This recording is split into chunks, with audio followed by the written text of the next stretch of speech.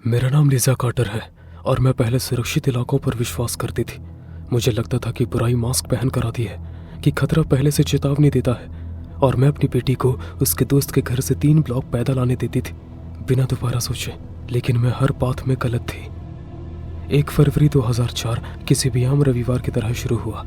मेरी 11 साल की बेटी एमिली ने वीकेंड अपनी दोस्त जेसिका के घर में बिताया था, हमारे शांत शहर मिलब्रुक में।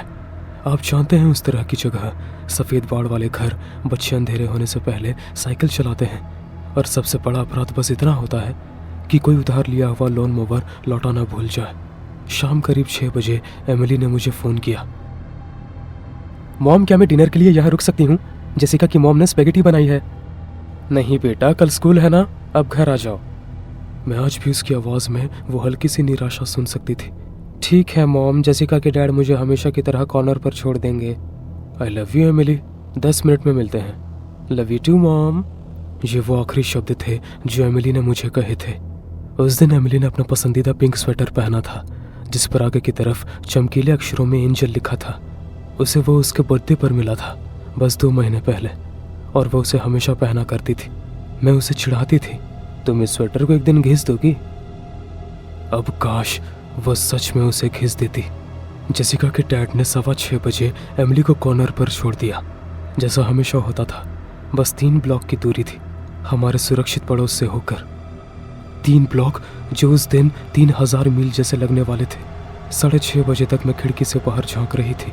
उस समय तक एमिली आमतौर पर घर आ जाती थी। 6:45 बीत गए, फिर 7 बज गए।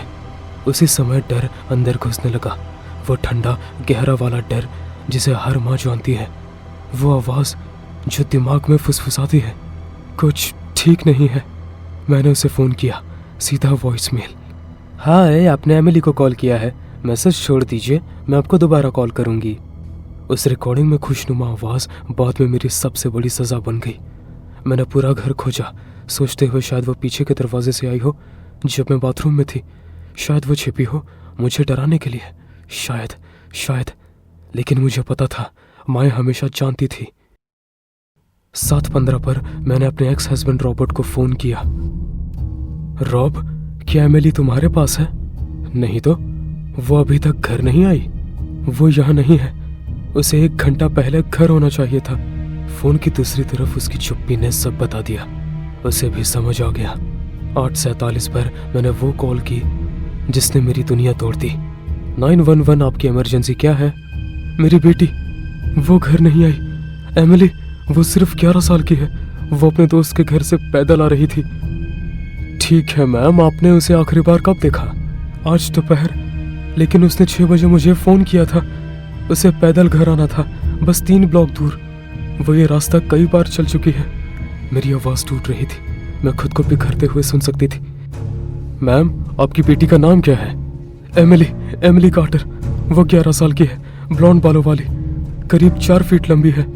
उसने पिंक स्वेटर पहना है और उस पर एंजल लिखा है। ये शब्द बोलते हुए भी मुझे यकीन नहीं हो रहा था कि ये सब मेरे साथ हो रहा है। ऐसी बातें तो न्यूज़ में दिखती हैं, हमारे परिवार के साथ नहीं होती। 1 घंटे के अंदर हमारा पूरा पड़ोस पुलिस ऑफिसर्स, सर्च डॉग्स और वॉलंटियर से भर गया। रॉबर्ट भी आ गया और हम दोनों अपने घर के आगे लॉन पर साथ खड़े थे, अजनबियों को हमारी बेटी को ढूंढते देखते हुए। हम अब शादीशुदा नहीं थे, लेकिन हम दोनों डरे हुए थे। वो ठीक होगी, वो बार बार कह रहा था। शायद वो किसी दूसरे दोस्त के घर चली गई हो। वो ठीक होगी, लेकिन उसकी आंखों में वो डर दिख रहा था। रात करीब 10 बजे डिटेक्टिव सारा केन हमारे पास आई। वो सवाल पूछ रही थी जिन पर मैं ध्यान ही नहीं दे पा रही थी। मिस कार्टर, मुझे चाहिए कि आप ध्यान से सोचें। क्या एमिली किसी बात से परेशान लग रही थी? स्कूल में कोई दिक्कत? नहीं, ऐसा नहीं है। एमिली बिल्कुल खुश लड़की थी। उसके अच्छे ग्रेड्स आते हैं, बहुत अच्छे दोस्त हैं, हर कोई एमिली को पसंद करता है। ये शब्द बोलते हुए मुझे एहसास हुआ कि मैं उसके बारे में पहले से ही भूतकाल में बात कर रही थी।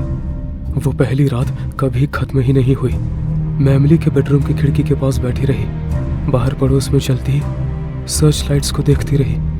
हर बार जब कोई कार गुजरती, मेरा दिल उछल जाता। शायद वो एमिली होगी, शायद ये डरावना सपना खत्म हो गया होगा। दूसरे दिन और खोज करने वाले लोग आए और सवाल आए। और मेरी उम्मीदें धीरे धीरे खत्म होने लगी। लोकल न्यूज़ की गाड़ियां भी आ गईं। अचानक हमारी शांत गली एक क्राइम सीन जैसे लगने लगी, क्योंकि वो क्राइम सीन ही था। 3 फरवरी को डिटेक्टिव केन ने हमें पुलिस स्टेशन बुलाया। वो थकी हुई लग रही थी। हमें कार वॉश से निगरानी फुटेज मिला है एमिली के रास्ते पर। उसने सावधानी से कहा, मुझे आपको पहले से बता देना चाहिए, इसे देखना आपके लिए बहुत मुश्किल होगा। कुछ भी मुझे इसके लिए तैयार नहीं कर सकता था। फुटेज धुंधला था, ब्लैक एंड वाइट, लेकिन काफ़ी साफ था। वहाँ मेरी एमिली थी, अपने पिंक एंजल स्वेटर में, फुटपाथ पर ऐसे चल रही थी जैसे दुनिया उसकी हो। मेरी बहादुर खूबसूरत बच्ची बस अपनी ज़िंदगी जी रही थी। फिर वो आया, मैकेनिक की यूनिफॉर्म में एक आदमी, लंबा, बिल्कुल आम दिखने वाला। उसे देखकर कहीं से भी खतरे का एहसास नहीं होता। वह एमिली के पास आया और मैंने देखा कि मेरी बेटी रुक गई और उसकी बात सुनने लगी। जैसा मैंने उसे सिखाया था, यही बात मुझे सबसे ज़्यादा सताती है। एमिली ने उस पर भरोसा किया क्योंकि मैंने उसे अजनबियों के साथ दयालु रहना सिखाया था। वीडियो में वो उसके हाथ को हल्के से पकड़ता है, लगभग ऐसे जैसे सुरक्षा दे रहा हो, और उसे कैमरे से दूर ले जाता है। टाइम स्टैम्प पे 6:23 लिखा था जब ये फुटेज रिकॉर्ड हुआ। मेरी बेटी के पास सिर्फ 4 मिनट की ज़िंदगी बची थी। वीडियो खत्म होते ही मैं चीख पड़ी। वो आवाज़ जिसे मैं खुद ही नहीं जानती थी कि मेरे अंदर है, शुद्ध दर्द से भरी हुई चीख। वो फुटेज जारी होने के कुछ घंटे के भीतर ही टिप्स आने लगी।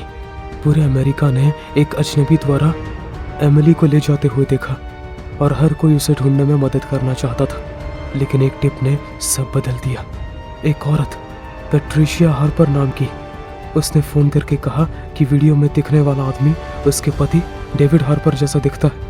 जब डिटेक्टिव केन ने मुझे उसकी फ़ोटो दिखाई तो मैंने उस राक्षस का चेहरा देखा जिसने मेरी बेटी को मुझसे छीन लिया था।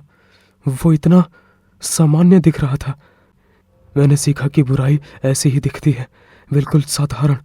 डेविड हार्पर 38 साल का था, मैकेनिक का काम करता था। उसके खिलाफ ड्रग्स और हिंसा के केस थे। वो हाल ही में जेल से बाहर आया था और नशे की लत से जूझ रहा था। एमिली के लिए इनमें से कुछ भी मायने नहीं रखता था। उसने बस एक आदमी देखा जो मदद चाहता हुआ लग रहा था। 6 फरवरी को डिटेक्टिव केन ने फ़ोन करने के बजाय खुद हमारे पास घर आना चुना, और जैसे ही मैंने उनका चेहरा देखा मुझे सब समझ आ गया। हमें एमिली मिल गई है, उसने बहुत धीरे से कहा। उस 1 सेकंड के लिए मुझे थोड़ी राहत महसूस हुई, बस 1 सेकंड। वो सेंट मैरीज चर्च के पीछे मिली। मुझे अफसोस है लीजा, वो नहीं रही। रॉबर्ट वहीं हॉलवे में गिर पड़ा। मुझे याद है मैं सोच रही थी कि ये कितना अजीब है। मुझे कुछ महसूस नहीं हो रहा था, जैसे मेरी आत्मा मेरे शरीर से निकल गई थी। दर्द बाद में आया, लहरों की तरह। एमिली के साथ उसकी जान लेने से पहले बहुत बुरा सलूक किया गया था। मेरी 11 साल की नन्ही बच्ची ने ऐसे दर्द झेले जिनकी मैं कल्पना। उसी दिन डेविड हार्पर को गिरफ्तार कर लिया गया। गवाही से भरा हुआ एक धुंध जैसा था। वही निगरानी फुटेज बार बार कोर्ट रूम में चलाया जाता था। मेरी बेटी के आखिरी पलों को जैसे किसी भयानक फिल्म की तरह बार बार दिखाया जा रहा हो।